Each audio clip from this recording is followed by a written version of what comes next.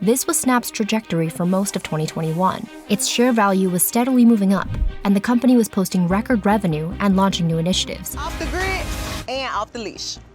By September, its stock price had skyrocketed over 700% from its low point in 2020. But in October 2021, Snap's stock began to slip. Since then, its share value has fallen over 80%.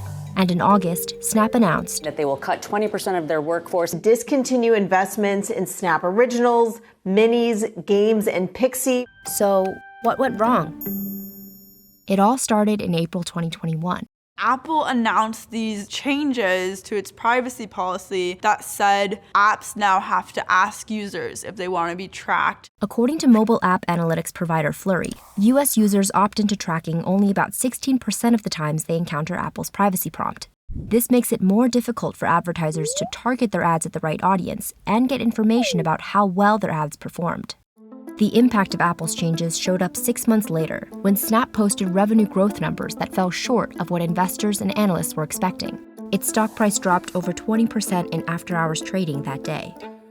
Other social media companies, like Facebook's parent Meta, also took a hit from Apple's privacy changes, but Snap is a smaller company that brings in less revenue to begin with.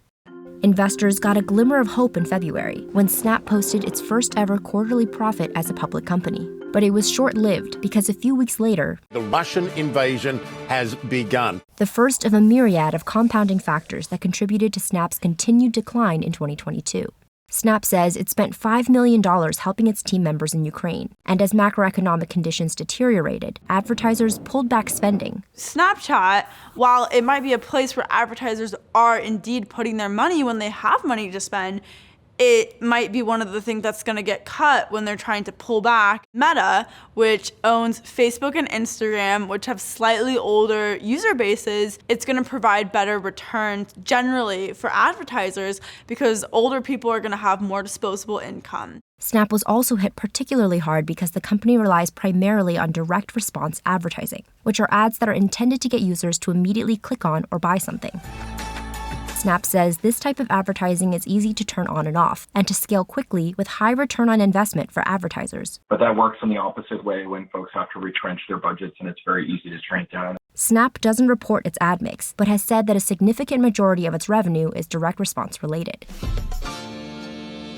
This disruption in the digital ad market, plus Apple's privacy changes, the broad effects of inflation, and labor and supply chain issues all sent Snap over the edge. If it was one thing, Snap might have been able to handle it, but when you have all these different things happening at once, Snap's just getting hit one thing after the other, that's where the company started to struggle.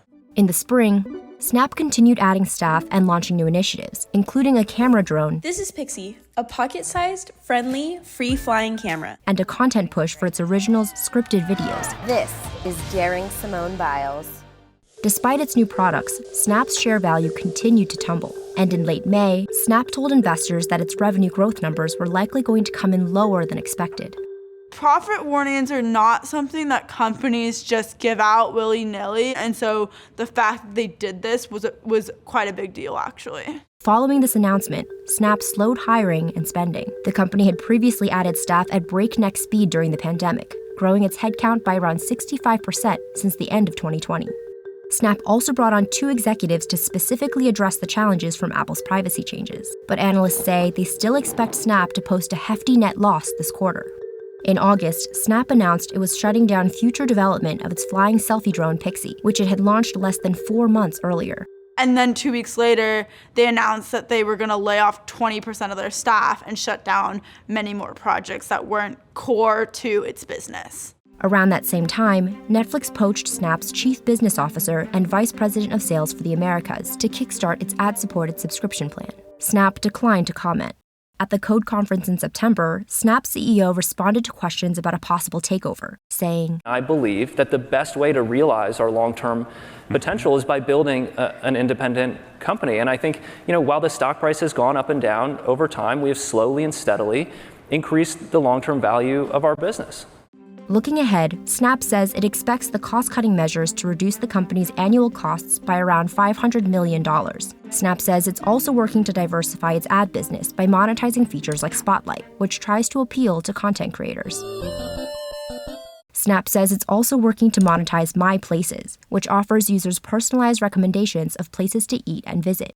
The company also launched Snapchat Plus, a subscription service that gives users early and exclusive access to features for $3.99 a month. Analysts, investors, myself, we're all watching to see, is the digital ad business recovering? Are they diversifying their business? If something happens again to the digital ad market, will it not affect them as much in the future?